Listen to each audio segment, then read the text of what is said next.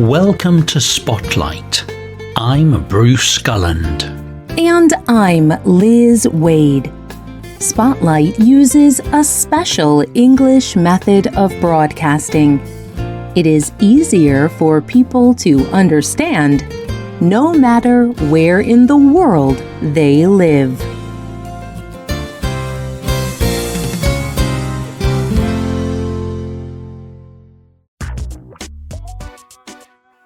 Imagine a building full of graffiti. Pictures and words are painted all over the building. This graffiti is crude. It says hateful things about black and brown people. Next to this are symbols from Nazi Germany, swastikas. Above this, someone has written, "My Hitler." This graffiti is meant to be offensive. It is meant to spread hate. Then a man appears.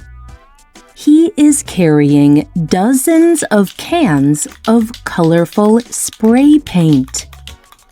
He stares at the wall for a moment. Then he begins to paint. Over the swastika, he paints 2 large purple cupcakes. He paints a tube of icing over the racist language. My Hitler turns into my muffins. Next to the muffins, he paints a small signature. It says, Cibo.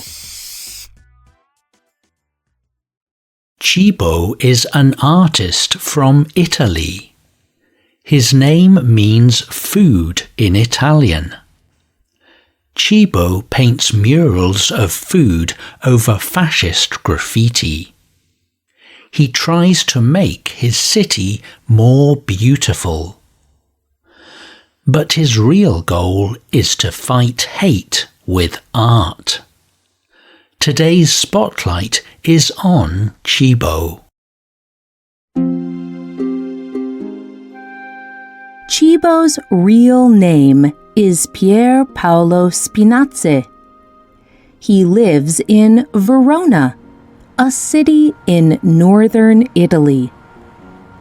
Cibo loves his city. But he also believes the city has a problem. It tolerates hateful people, especially neo-fascists. Fascism is a kind of extremist way of thinking that appeared in Europe during World War I. It celebrates authoritarians and nationalists. Nazi Germany was a fascist country. For many years, Italy was too. Neo-fascism is a renewal of these beliefs. Neo-fascists do not like people coming to Italy from other countries. They are often hateful to people who are not like them. They will not tolerate diversity or different ways of thinking. And they will often use violence to enforce their beliefs.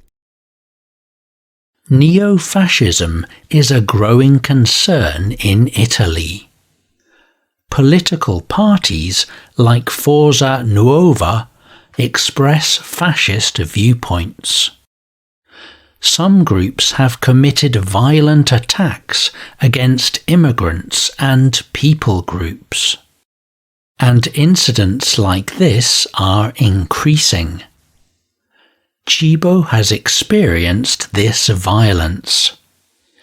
He told Italics magazine in 2019, I have seen the marks of neo-fascist violence on my friends.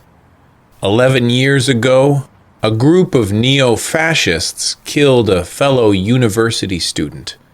After that day, I decided that was enough. Although it was not much, I should have, done something about it. Soon after his friend's death in 2008, Chibo saw a wall full of neo-fascist graffiti. It made him angry. His friend had just died, and here were signs from the people who killed him. So, Chibo did what he knew how to do. He went and got his paints, and he covered the graffiti with an image of big Italian sausages. The next day, Chibo went back to the same wall. Someone had painted more graffiti over the sausages. But this did not discourage Chibo. Instead of giving up, Chibo painted sauce on the sausage. The sauce covered up the graffiti, and it made his art more detailed. He did this every time someone defaced or ruined his work. The mural became bigger and more interesting. Soon there was an entire meal beautifully painted on the wall. After some time, the neo-fascists gave up. Chibo's mural stayed. This became a pattern for Chibo. He would find hateful graffiti somewhere in Verona. Then he would cover it with a painting of food. When someone ruined his painting, Chibo would just change it. Neo-fascists actually helped him make more interesting art. He told Italics, "These fascies are dangerous as a group, but on their own, they are a bunch of cowards. I can usually predict what they will do. I use them to create work that gallery artists cannot even imagine. Without their hate, I would never have become so famous." Chibo has made it his goal to cover up all hateful graffiti in Verona. And today he has been doing it for more than 10 years. Not everyone likes his work. He has received death threats from neo-fascist groups. And there are other artists who do not respect his work. But he also has over 350,000 followers on social media. These followers help him locate hateful graffiti.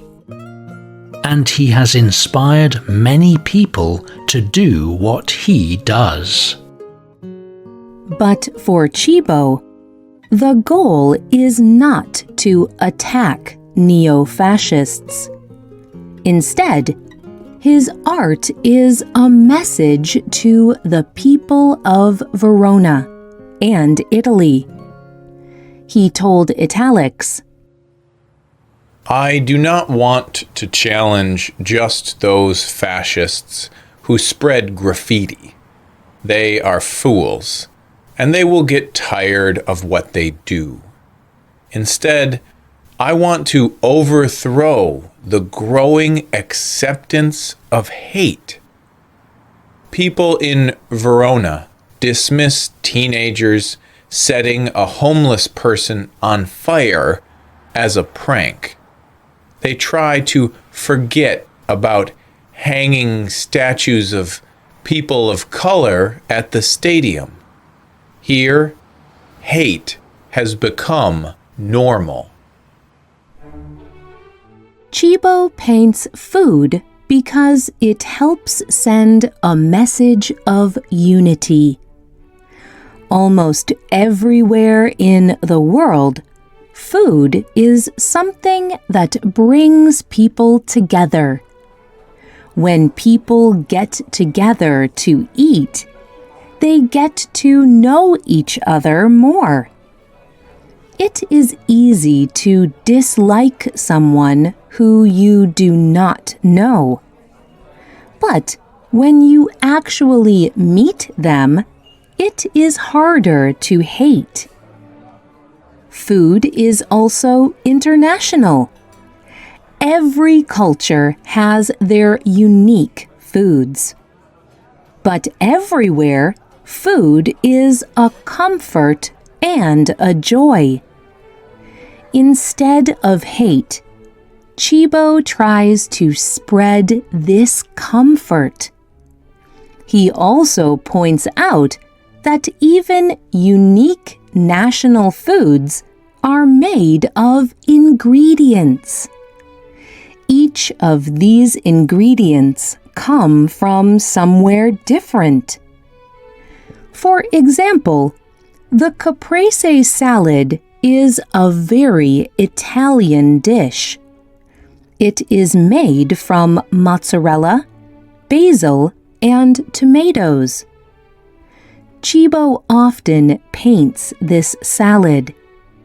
He talked to Quartz magazine about one mural. He said that the caprese is a message. Caprese is a message that food is open to the world. The basil comes from India. The oil is from Syria. The mozzarella is Italian, and the tomatoes come from Colombia. Chibo believes that his country is like a caprese. Its people come from many different places. But this does not make them less Italian. Instead, what makes Italy Italy is all of its people, no matter where they are from. The neo-fascists believe that Italy should only behave like one dish. But Chibo presents a varied cuisine. It is full of spice and flavour. And it is made of ingredients that come from all over the world.